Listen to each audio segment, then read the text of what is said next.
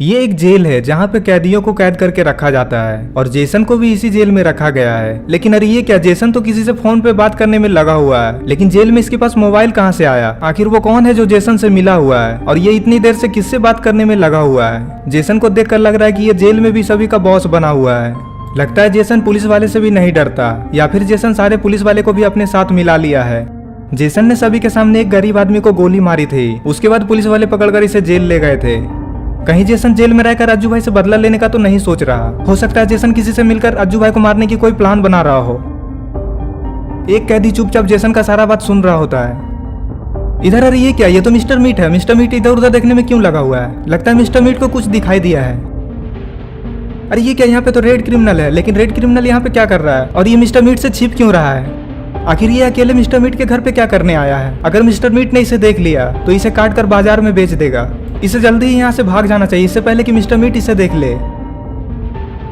अरे ये क्या, यहाँ पे तो ग्रीन क्रिमिनल को मिस्टर मीट ने कैद कर रखा है और उसके साथ एक छोटी सी बच्ची भी है जिसे उसने पिग बना दिया है। तभी ग्रीन क्रिमिनल रेड क्रिमिनल से कहता है, दोस्त हम लोगों को जल्दी से बाहर निकालो, इससे पहले कि मिस्टर मीट यहाँ पे आ जाए। अगर मिस्टर मीट यहाँ आ गया तो वो तुम्हें भी पकड़ लेगा। रेड क्रिमिनल को देखकर वो छोटी सी बच्ची रोने लग जाती है और रेड क्रिमिनल से कहती है, अंकल मुझे यहाँ से जल्दी बाहर निकालिए, इससे पहले कि वो मुझे बाजार में बेच दे। उस बच्चे की ये बातें सुनने के बाद रेड क्रिमिनल कहता है, अरे वो अब तुम लोगों का कुछ नहीं बिगाड़ पाएगा, क्योंकि अब मैं आ गया हूँ। अब तुम लोगों को डरने की कोई जरूरत नहीं है। मैं उस टकले को काट डालूंगा और पीस पीस करके चील कौओं को खिला दूंगा। रेड क्रिमिनल ये सब कह ही रहा होता है, तभी ग्रीन क्रिमिनल कहता है, अरे लगता है मिस्टर मीट इधर ही आ रहा है, तुम जल्दी से जाकर छिप जाओ, इससे पहले कि वो यहाँ आ जाए और तुम्हें देख ले और तुम्हें भी हमारे साथ ही बंद कर दे। ग्रीन क्रिमिनल की ये बातें सुनने के बाद रेड क्रिमिनल काफी ज्यादा डर जाता है और इधर उधर देखने लग जाता है। अरे ये क्या, रेड क्रिमिनल तो छिपने के लिए भाग गया। आपको क्या लगता है, रेड क्रिमिनल इन दोनों को छुड़ा पाएगा या फिर रेड क्रिमिनल खुद ही पकड़ा जाएगा? अरे ये क्या, रेड क्रिमिनल तो बोट के पीछे आकर छिप गया है। लगता है अब इसे मिस्टर मीट नहीं ढूंढ पाएगा। रेड क्रिमिनल चुपचाप मिस्टर मीट को छिप कर देखने में लगा हुआ है। ये बस उसके यहाँ से जाने का इंतजार कर रहा है ताकि ये ग्रीन क्रिमिनल और उस बच्ची को बाहर निकाल पाए। मिस्टर मीट इधर उधर देखने में लगा हुआ है, शायद उसे शक हो चुका है कि यहाँ पे कोई तो है। दरअसल मिस्टर मीट के घर के बाहर से कई सारे पिग चोरी हो चुके हैं, इसलिए वो अब कुछ दिनों से अपनी पिग पे काफी ज्यादा ध्यान रखता है। अरे ये क्या, मिस्टर मीट कहाँ जा रहा है? कहीं इसने रेड क्रिमिनल को देख तो नहीं लिया? अगर मिस्टर मीट ने रेड क्रिमिनल को देख लिया तब तो रेड क्रिमिनल काफी बड़ी मुसीबत में फंसने वाला है। अरे ये क्या, मिस्टर मीट ने तो रेड क्रिमिनल को सच में देख लिया है और रेड क्रिमिनल के सिर पे काफी जोर से मार देता है और रेड क्रिमिनल वहीं पे बेहोश होकर गिर जाता है। अरे ये क्या, रेड क्रिमिनल को मिस्टर मीट घसीटते हुए कहाँ लेकर जा रहा है? अब तो ग्रीन क्रिमिनल के साथ साथ रेड क्रिमिनल भी फंस चुका है। अरे ये तीनों क्रिमिनल जेल में क्या कर रहे हैं? अब इन तीनों ने ऐसा क्या कर दिया जिसके लिए इन तीनों को जेल में रखा गया है? अरे ये क्या, ये तो जेफ द किलर है और जेफ द किलर के अड्डे पे ये तीनों क्रिमिनल क्या कर रहे हैं? कहीं जेफ द किलर इन तीनों क्रिमिनल को कैद करके तो नहीं रखा है? जेफ और उसके बॉडीगार्ड आपस में बात करने में लगे हुए हैं। तभी जेफ द किलर अपने बॉडीगार्ड से कहता है, उन तीनों का भी यही हाल करना जो इस इंसान का करोगे। जेफ की ये बातें सुनने के बाद वो इंसान काफी जोर जोर से चिल्लाने लगता है। तभी जेफ का दूसरा बॉडीगार्ड इशारा करते हुए कहता है, उसे धक्का मारो। अरे ये क्या, जेफ के बॉडीगार्ड ने तो किक मारकर उसे नीचे गिरा दिया। और अरे ये क्या, नीचे तो एक क्रोकोडाइल है। उस इंसान के नीचे गिरते ही क्रोकोडाइल ने उसका सिर खा लिया और वो इंसान तड़प तड़प कर मर गया। और ऊपर इन लोगों को हंसी आ रही है। जेफ द किलर और उसके सारे साथियों को काफी ज्यादा मजा आता है जब कोई इंसान उसके सामने तड़प तड़प कर अपना दम तोड़ता है। तीनों क्रिमिनल को उस मरते हुए इंसान की चीख पुकार सुनाई देती है, लेकिन अभी ये तीनों कुछ नहीं कर सकते क्योंकि जेफ ने इन तीनों को भी कैद करके रखा है। तीनों क्रिमिनल आपस में बात करने में लगे हुए हैं कि आखिर हम लोगों को यहाँ से कौन छुड़ाने आएगा, हम लोग जेफ द किलर के चंगुल से कैसे बचकर निकलेंगे। येलो क्रिमिनल कहता है, अगर जल्दी से कोई हम लोगों को बचाने के लिए नहीं आया तो जेफ द किलर हमारा भी वही हाल करेगा जो उस इंसान का किया, और फिर हम कुछ नहीं कर सकेंगे और एक एक करके तीनों मरेंगे। यहाँ से बाहर निकलने के बारे में जल्दी से कुछ सोचो, हम लोग कैसे यहाँ से बाहर निकलेंगे? आज रात तक का ही हमारे पास टाइम है। ये तीनों आपस में बात कर ही रहे होते हैं, तभी किसी के आने की आवाज सुनाई देती है। अरे ये क्या, जेफ द किलर तो इन तीनों का सारा बात सुन लिया है और हंसने में लगा है। जेफ द किलर तीनों क्रिमिनल से कहता है, तुम तीनों तो यहाँ से भागने की सोच भी नहीं सकते और तुम्हें बचाने के लिए यहाँ कोई आएगा भी नहीं, और अगर कोई आ गया तो वो जिंदा नहीं जाएगा। ये सुनते ही तीनों क्रिमिनल सोच में पड़ जाते हैं। इधर अरे ये कौन सी जगह है? ये तो कोई चर्च लग रहा है, लेकिन ये चर्च इतनी सुनसान जगह पे क्यों है? कहीं ये चर्च हॉन्टेड तो नहीं है? अरे ये क्या, ये तो इविल नन है। कहीं ये चर्च इविल नन कहीं तो नहीं? तो इविल नन दरवाजे के पास खड़े होकर क्या कर रही है? ये किसके आने का इंतजार कर रही है? और आखिर चर्च के अंदर क्या है? कहीं इसने भी तो चर्च के अंदर किसी को कैद करके नहीं रखा है? चर्च तो पूरा खाली दिखाई दे रहा है, चर्च के अंदर तो कोई भी नहीं है। अरे ये क्या, यहाँ पे तो गुल्ली बुल्ली और राज स्टार खड़े हैं। कहीं इविल ने गुल्ली बुल्ली और राज स्टार को भी कैद करके तो नहीं रखा है। मुझे तो ये लग रहा है कि ये सारे लोग जेसन से मिले हुए हैं। जेसन जेल के अंदर से ही mister Meat, Jeff the killer और इविल से मिला हुआ है और अज्जू भाई से बदला लेने के लिए उनके सारे दोस्तों को किडनैप करवा रहा है। पता नहीं अब किसकी बारी है। सोहन अपने दोस्त चुन्नी के साथ बात करते हुए मार्केट जा रहा है। सोहन चुन्नी से कह रहा होता है कि अब तो गर्मी काफी ज्यादा बढ़ गई है, अब तो मैं बिना आइसक्रीम खाए एक भी दिन रह ही नहीं पाता हूँ। ये लोग जा ही रहे होते तभी इन्हें कुछ दिखाई देता है। अरे ये तो स्कैरी टीचर है, लेकिन ये सड़क पे सो क्यों रही है और उसके साथ बॉब है, बॉब रोने में क्यों लगा है। ये सब देखकर सोहन और चुन्नी को काफी ज्यादा अजीब लगता है। इन लोगों को ये समझ में नहीं आ रहा कि आखिर ये सब हो क्या रहा है। तभी सोहन बॉब से कहता है, ये आंटी को क्या हुआ है, आंटी यहाँ पे सोई हुई क्यों है और तुम रो क्यों रहे हो। सोहन की ये बातें सुनने के बाद चुन्नी कहता है, हाँ हाँ बताओ, बताते क्यों नहीं, आंटी को क्या हुआ है, अगर आंटी को नींद आ रही है तो सड़क के साइड में सुलाओ।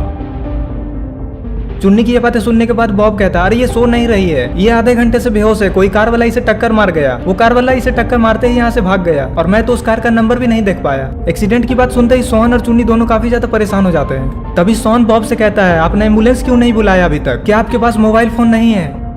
अरे ये क्या, बॉब तो ताली बजाने लगा। अरे ये क्या, स्कैरी टीचर भी खड़ी हो गई। कहीं ये दोनों सोहन और चुन्नी के साथ नाटक तो नहीं कर रहे। अरे ये क्या, यहाँ पे इविल नन की सिस्टर कहाँ से आ गई। अरे उसने अपना हथौड़ा तो सोहन के सिर पे मार दिया। चुन्नी वहां से भाग नहीं पाता और चुन्नी के सिर पे भी वो हथौड़ा मार देती है और चुन्नी भी वहीं पे बेहोश हो जाता है। आखिर इविल नन की सिस्टर ने इन दोनों को क्यों मारा, सोहन और चुन्नी से इसकी क्या दुश्मनी थी। कहीं ये सारे लोग जेसन से तो नहीं मिले हुए हैं। आखिर और कितने सारे लोग जेसन के लिए काम कर रहे हैं। और अब क्या होगा जब रॉड को पता चलेगा कि चुन्नी और सोहन दोनों किडनैप हो चुके हैं और दोनों पे हमला हुआ है। और अब क्या करेंगे अज्जू भाई और रॉड जब उन्हें पता चलेगा कि गुल्ली बुल्ली राज स्टार और उसके साथ सारे क्रिमिनल्स भी किडनैप हो चुके हैं। और अब क्या होगा इन सारे लोगों का, सारे लोग तो दुश्मनों के कैद में हैं। और अब कौन बचाएगा इन सारे लोगों को, क्या अज्जू भाई और रॉड दोनों मिलकर इन सारे लोगों को बचा पाएंगे या उन दोनों को भी जेसन किडनैप करवा देगा। अरे ये क्या, ये तो कोई जेल लग रहा है और इस जेल में तो कई सारे कैदी हैं। कहीं इसी जेल में तो जेसन को कैद करके नहीं रखा गया है। अरे यहाँ पे तो एक सीढ़ी है, लेकिन ये सीढ़ी कहाँ जाती है।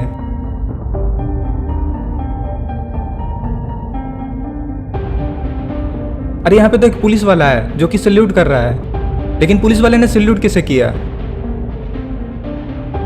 और ऊपर के फ्लोर पे तो कई सारे और भी कैदी हैं, लेकिन इन सारे कैदियों में जेसन तो दिखाई नहीं दे रहा है। आखिरकार जेसन को इन लोगों ने कहाँ रखा है।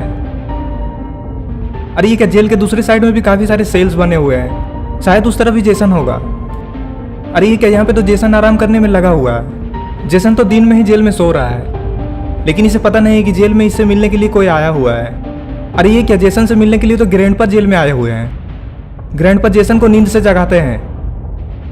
ग्रैंडपा की आवाज सुनकर जेसन नींद से जागता है और ग्रैंडपा से कहता है, अरे ग्रैंडपा आप यहाँ पे क्या कर रहे हैं। तभी ग्रैंडपा जेसन से कहते हैं, मैं तुम्हें ये बताने आया हूँ कि हमने तुम्हारे कई सारे दुश्मनों को पकड़ लिया है और अब बस 4-5 लोग ही बचे हुए हैं। हम लोग उन सारे लोगों को भी पकड़ लेंगे। वो लोग जैसे ही पकड़े जाएंगे तो मैं तुम्हें फोन करके बता दूंगा। और वैसे भी तुम कुछ दिनों में जेल से छूटने वाले हो ही। जब तक तुम जेल से नहीं छूट जाते तब तक हम लोग उन सारे लोगों को अपनी कैद में रखेंगे और कहीं भागने नहीं देंगे। और अगर कोई भागने की कोशिश करेगा तो मैं उसे जान से मार दूंगा।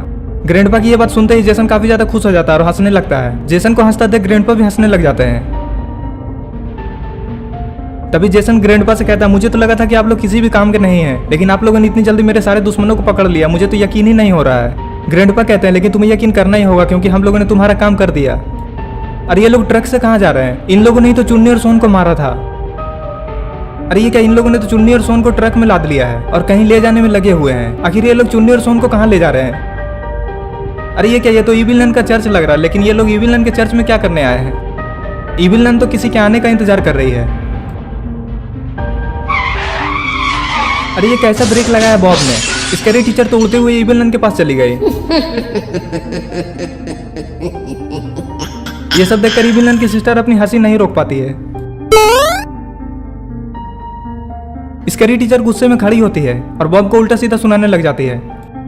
स्कैरी टीचर बॉब को कहती है, अगर तुम्हें गाड़ी चलाना नहीं आता तो फिर चलाते क्यों हो। अभी तो तुम्हारी वजह से मेरा सर ही फूट जाता अगर इविल नन मेरे सामने नहीं होती। मैं तुम्हें लास्ट बार बता दे रही हूँ कि इस तरह से ब्रेक मत लगाना, वरना मैं तुम्हारा पैर ही तोड़ दूंगी, फिर तुम कभी ब्रेक नहीं लगा पाओगे और फिर तुम ट्रक तो क्या साइकिल भी नहीं चला पाओगे। ये सब बातें सुनने के बाद इविल नन कहती है, अरे तुम लोग लड़ने में क्यों लगे हुए हो, मैंने जो तुम लोगों से कहा था वो हुआ या नहीं।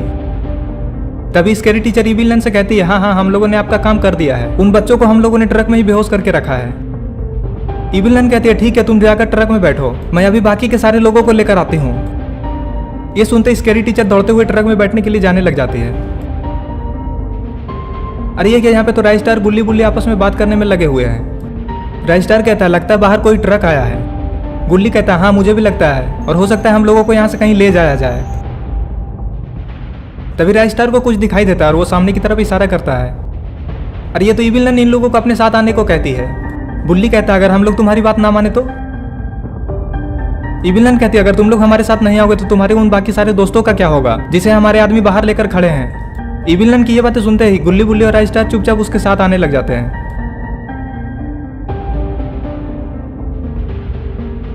इविलन ट्रक में आगे बैठने के लिए जाने लग जाती है। थोड़ी ही देर में गुल्ली बुल्ली और राजस्टार भी ट्रक पे चढ़ जाते हैं। गुल्ली बुल्ली और राजस्टार जैसे ही ये देखते हैं कि सोहन और चुन्नी बेहोश पड़े हैं, ये लोग काफी ज्यादा घबरा जाते हैं। बुल्ली राजस्टार से कहता है देखा राजस्टार इन लोगों ने क्या हाल किया है चुन्नी और सोहन का। इन लोगों ने तो बच्चे तक को भी नहीं छोड़ा। पता नहीं ये लोग हम लोगों से कौन सी बात का बदला ले रहे हैं। थोड़ी ही देर में ये लोग ट्रक को स्टार्ट कर देते हैं और यहाँ से जाने लग जाते हैं। पता नहीं ये लोग कहाँ जा रहे हैं। स्कैरी टीचर तो फिर से ट्रक के ऊपर बैठी है। ये लोग तो चर्च से काफी दूर निकल आए, पता नहीं ये लोग कहाँ जा रहे हैं। अरे ये बॉब ने गाड़ी क्यों रोक दिया? अरे ये क्या, ये तो मिस्टर मीट का घर है। ये लोग तो मिस्टर मीट के घर पे आ गए हैं। अरे ये सारे लोग इस तरफ क्यों देख रहे हैं? अरे ये कौन है? ये तो जेब द किलर है और जेब द किलर इधर ही आ रहा है। अरे जेब द किलर तो अपने साथ सारे क्रिमिनल्स को भी लेकर आया है। ये सारे लोग मिस्टर मीट के घर पे क्या करने आए हैं? मिस्टर मीट इन सारे लोगों को देखकर काफी ज्यादा खुश हो रहा है। तभी मिस्टर मीट कहता है क्या तुम लोग सारे लोगों को लेकर आ गए हो या फिर अभी कोई और आना बाकी है? मुझे तो लग रहा है कि तुम लोग सारे लोगों को नहीं पकड़ पाए हो। मिस्टर मीट इशारा करते हुए बताता है मैंने भी 2-3 लोगों को पकड़ा है। अरे इसने तो रेड क्रिमिनल को भी अंदर बंद कर दिया है। अरे यहाँ रॉड और रज्जू भाई कैसे आ गए? आखिर इन दोनों को कैसे पता चला कि सारे लोगों को किडनैप करके यहाँ पे लाया गया है? रॉड और रज्जू भाई को अभी छिप कर रहना होगा क्योंकि यहाँ पे जेसन का काफी सारे लोग हैं। अगर इन दोनों को किसी ने भी देख लिया तो पता नहीं इन दोनों का क्या होगा। ये दोनों भी काफी बड़ी मुसीबत में फंस जाएंगे। अभी सिर्फ यही दोनों लोग बचे हुए हैं। अगर ये दोनों भी पकड़े गए तो पता नहीं इन सारे लोगों को कौन बचाएगा। रॉड और रज्जू भाई छिपकर मिस्टर मीट की सारी बातें सुन रहे होते हैं। मिस्टर मीट जेब द किलर से कहता है मुझे लगता है कि हम लोगों ने सारे लोगों को पकड़ ही लिया है और अब 2-4 लोग ही होंगे जिन्हें पकड़ना बाकी है। मुझे तो ये लग रहा है कि उन लोगों को पकड़ने के लिए हमें ज्यादा मेहनत करने की जरूरत नहीं है। वो लोग अपने दोस्तों को बचाने के लिए खुद से चलकर यहाँ आएंगे। और इधर हम लोग देखते कि रॉड और रज्जू भाई सारे लोगों को बचाने के लिए यहाँ आ चुके हैं। रज्जू भाई धीरे से रॉड के कान में कुछ कहते हैं। तभी रॉड पीछे पलट कर देखता है और अंधेरे की तरफ इशारा करता है। अरे ये क्या, ये दोनों यहाँ से भाग क्यों रहे हैं? कहीं ये दोनों मिस्टर मीट को देखकर डर तो नहीं गए? अरे ये आलोक और स्काइलर रात को कहाँ घूमने में लगे हुए हैं? कहीं इन दोनों को भी कोई किडनैप न कर ले। शायद आलोक और स्काइलर को ये बात पता नहीं है कि जेसन अपना बदला लेने के लिए अज्जू भाई के सारे दोस्तों को किडनैप करवा रहा है। अरे ये क्या, ये दोनों तो आइसक्रीम मैन रॉड के घर पे आए हैं। रॉड के पापा आलोक और स्काइलर से कहते तुम लोग इस वक्त यहाँ पे क्या कर रहे हो?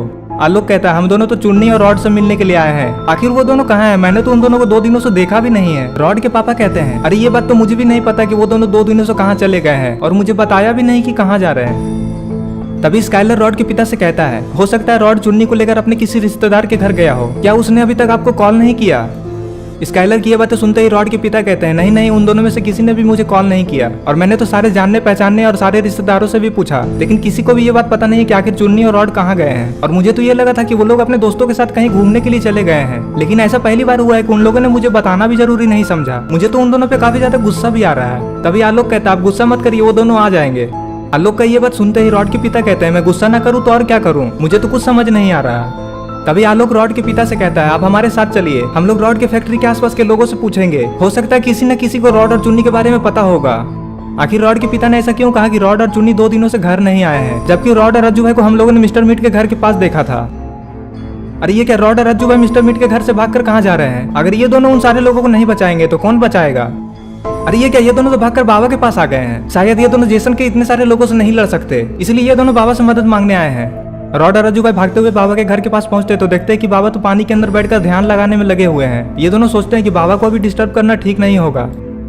अज्जू भाई रॉड से कहते हैं अरे रॉड, बाबा तो तपस्या करने में लगे हुए हैं, कहीं हम लोग बाबा का ध्यान भंग करें और बाबा गुस्सा हो जाए तो? रॉड अज्जू भाई से कहता है आप सही कह रहे हैं अज्जू भाई, लेकिन हम लोगों को तो बाबा को सारी बातें बताना ही होगा, वरना बाद में बाबा हम लोगों पे ही गुस्सा करेंगे। तभी अज्जू भाई रॉड से कहते हैं हाँ, लेकिन मैं बाबा का ध्यान भंग नहीं करूंगा, कहीं बाबा गुस्सा हो गए तो मुझे बाबा के गुस्से से कौन बचाएगा। ये दोनों आपस में इतने जोर जोर से बातें कर रहे थे कि बाबा का ध्यान अपने आप ही भंग हो जाता है और बाबा गुस्से में इन दोनों से कहते हैं तुम लोग इस वक्त यहाँ पे क्या कर रहे हो? आखिर क्या हो गया जो तुम लोग इतनी रात में यहाँ पे आए हो? बाबा की बातें सुनने के बाद रॉड कहता है बाबा, हम लोग आपको परेशान करना नहीं चाहते थे, लेकिन बात ही कुछ ऐसी हो गई है जो हम लोग आपको अगर नहीं बताते तो आप बाद में बहुत ज्यादा गुस्सा करते। बाबा, बात कुछ ऐसी है कि अज्जू भाई के दुश्मनी के कारण जेसन हमारे सारे दोस्तों को, यहाँ तक कि मेरे बेटे चुन्नी और सारे क्रिमिनल्स को भी किडनैप कर लिया है, और तो और गुल्ली बुल्ली और राजस्टार को भी उन लोगों ने कैद करके रखा है। तभी बाबा रॉड से कहते ये सब कब और कैसे हुआ? तुम लोगों को पहले मुझे ये बात बतानी चाहिए थी। तभी रॉड कहता है बाबा मुझे नहीं पता कि ये सब कब हुआ। बाबा कहते हैं अच्छा ये सब छोड़ो, मुझे उन लोगों के पास ले चलो। ये बोलकर बाबा पानी से छलांग लगाकर बाहर आ जाते हैं और फिर तीनों दौड़ते हुए गुल्ली बुल्ली और सारे लोगों को बचाने के लिए जाने लग जाते हैं। और इधर स्काइलर रॉड की फैक्ट्री के आसपास के सारे पड़ोसियों से पूछने में लगा हुआ है कि किसी ने रॉड और चुन्नी को देखा है या नहीं। आलोक और रॉड के पिता भी काफी लोगों से बात कर चुके हैं, लेकिन किसी ने भी रॉड और चुन्नी को नहीं देखा है। आलोक, स्काइलर और रॉड के पिता की टेंशन तो बढ़ती ही जा रही है। अब तो इन तीनों को डर भी लगने लगा है, कहीं रॉड और चुन्नी के साथ कुछ बुरा ना हुआ हो। स्काइलर रॉड के पिता से कहता है किसी को भी पता नहीं कि रॉड और चुन्नी कहाँ गए हैं। तभी वहाँ पे आलोक भी आ जाता है और कहता है मैंने कई लोगों से पूछा लेकिन कोई भी चुन्नी और रॉड को नहीं देखा है। स्काइलर कहता है किसी को कुछ नहीं पता। ये सुनते ही रॉड के पिता रोने लग जाते हैं। अरे ये किसका ट्रक है? अरे ये तो वही ट्रक है जिससे सारे लोगों को किडनैप किया गया है। अरे इस ट्रक को तो ग्रैंडपा चला रहे हैं। ग्रैंडपा इस ट्रक को लेकर यहाँ क्या करने आए हैं? अरे ये क्या ग्रैंडपा तो ट्रक को इसी जगह पे रोक दिए हैं। ग्रैंडपा इशारा करते हुए रॉड के पिता से कहते हैं मुझे पता है कि तुम लोग किसे ढूंढ रहे हो, अगर तुम लोग चाहो तो मेरे साथ चल सकते हो। मुझे पता है कि तुम्हारा बेटा और तुम्हारा पोता चुन्नी कहाँ है। ग्रैंडपा इन तीनों से कहते हैं अगर तुम लोग रॉड और चुन्नी को जिंदा देखना चाहते हो तो मेरे ट्रक में जल्दी से चढ़ जाओ। और ग्रैंडपा ये भी कहते हैं अगर तुम लोग अभी मेरे साथ नहीं गए तो तुम लोगों को ये पता भी नहीं चलेगा कि उन दोनों का क्या हुआ, इसीलिए मैं कह रहा हूँ कि चुपचाप ट्रक में चढ़ जाओ। ग्रैंडपा की ये सारी बातें सुनने के बाद ये लोग काफी ज्यादा घबरा जाते हैं। अब इन लोगों को समझ में आ जाता है कि चुन्नी और रॉड के साथ क्या हुआ है। तभी रॉड के पिता ग्रैंडपा से कहते हैं तुम कौन और तुम हम लोगों से क्या चाहते हो? तुम मेरे बेटे और पोते को छोड़ दो। ये बातें सुनने के बाद ग्रैंडपा कहते हैं ये सब मेरे बस की बात नहीं है कि मैं तुम्हारे बेटे और पोते को छोड़ दूं। तुम लोग चुपचाप मेरे साथ चलो वरना मैं जा रहा हूँ। ग्रैंडपा की बात सुनते ये तीनों ट्रक में चढ़ने के लिए जाने लग जाते हैं। पता नहीं ग्रैंडपा इन तीनों के साथ क्या करेंगे। ग्रैंडपा ने तो रॉड और चुन्नी के बारे में बताकर इन तीनों को भी किडनैप कर लिया और फिर ये तीनों ट्रक में चढ़ जाते हैं और फिर ग्रैंडपा ट्रक को यहाँ से लेकर जाने लग जाते हैं। इन तीनों को ये समझ में नहीं आ रहा कि आखिर ग्रैंडपा ऐसा क्यों कर रहे हैं।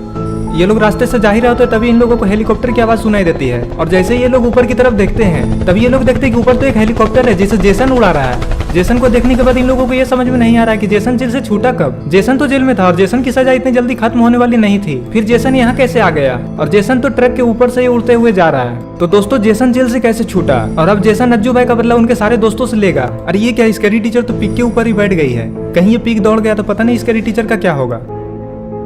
मिस्टर मीट अपने सारे लोगों को अपना प्लान बताने में लगा हुआ था कि आगे इन लोगों को करना क्या है। मिस्टर मीट अपने लोगों से कहता है तुम लोगों ने काफी अच्छा काम किया और इस काम के बदले तुम लोगों को इनाम भी मिलेगा।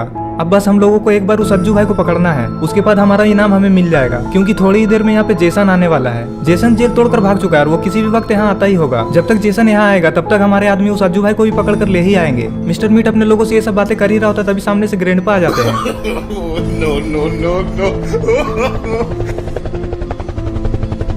अरे ये क्या, ग्रैंडपा के साथ साथ तो हेलीकॉप्टर से जेसन भी यहाँ आ गया।